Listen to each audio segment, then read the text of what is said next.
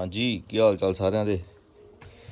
ਮੈਂ ਠੰਡ 'ਚ ਤੁਸੀਂ ਪਾਣੀ ਕਿਹੜਾ ਪਾਉਂਦੇ ਜੇ ਗਰਮ?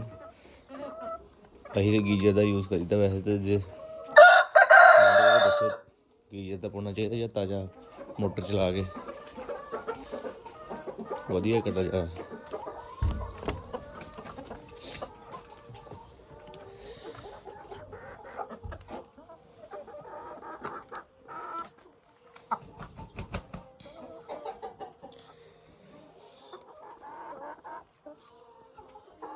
ਇਸ ਵੇਲੇ ਸਾਰੀਆਂ ਵਹਿੰਦੀਆਂ, ਕੁਝ ਦਾਣਾ ਪਿਆ ਪਰ ਖਾਂਦੀਆਂ ਨਹੀਂ।